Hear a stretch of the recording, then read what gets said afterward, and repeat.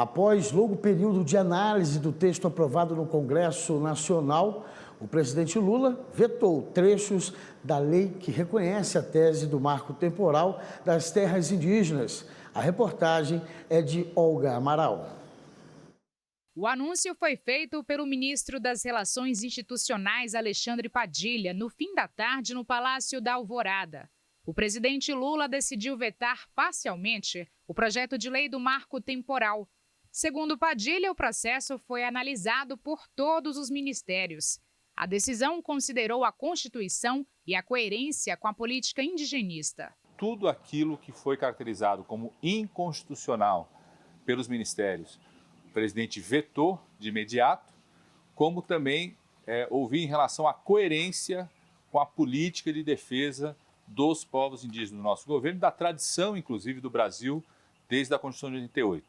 São artigos importantes, por exemplo, contribuições do Congresso Nacional, que reforçam a transparência de todo o processo de estudo, de declaração, de demarcação, que reforçam a participação efetiva dos estados e municípios ao longo de todo o processo, que regulamentam o acesso à área indígena, à terra indígena. A ministra dos Povos Indígenas havia apresentado recomendação para o veto total, mas, segundo ela, houve uma revisão depois de uma análise com outros integrantes do Executivo Federal. Conseguimos ali, olhar os artigos que já estão garantidos na Constituição Federal, portanto, poderiam estar ali preservados. Vamos seguir nessa articulação, promovendo os diálogos necessários com o Congresso Nacional para que todos esses vetos apresentados possam estar garantidos. O advogado-geral da União, Jorge Messias, ressaltou que a decisão do presidente atende à do STF no julgamento da tese do marco temporal. O presidente Lula,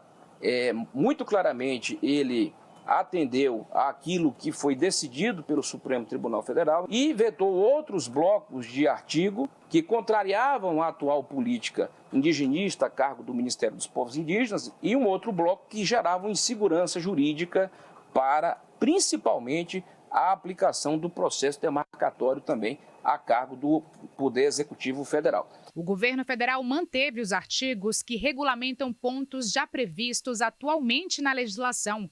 Entre eles, a determinação de que cabe às comunidades indígenas escolher a forma de uso e ocupação das terras, direito das próprias comunidades explorarem economicamente as terras indígenas, permitindo cooperações e contratações de não indígenas, a exemplo de especialistas como agrônomos, técnicos de solo. Os artigos que defendem a tese do marco temporal foram vetados, bem como a proibição de ampliar terras indígenas já demarcadas e a possibilidade de contato com povos indígenas isolados. Havia grande expectativa da bancada rural com relação ao artigo 11, que tratava de indenizações aos produtores rurais atingidos pelas demarcações de terras indígenas. Ele foi vetado.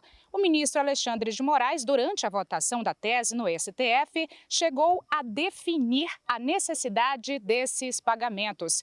De acordo com o governo, o veto não foi um descumprimento ao Supremo, mas um destoamento. Isso porque, ainda de acordo com o governo, não se pode prever, por exemplo, a boa-fé dos envolvidos. Esses e outros pontos vetados prometem aquecer a discussão entre o Executivo e o Congresso. Certamente haverá uma proposta de derrubada de vetos e não sabemos o que vai dar isso, Mas, por enquanto, o que vale, então, é que não temos marco temporal. Qualquer área tradicionalmente ocupada por comunidades indígenas podem ser reivindicadas a qualquer tempo.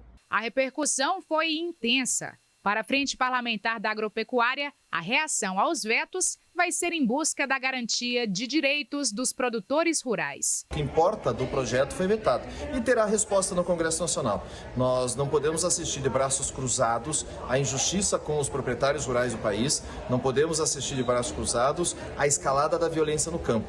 Agora caberá ao Congresso Nacional analisar este veto e derrubá-lo dentro das suas prerrogativas que cabe ao Parlamento brasileiro, que representa o Estado brasileiro, que representa o povo brasileiro nas suas causas. A reação do Congresso já era esperada.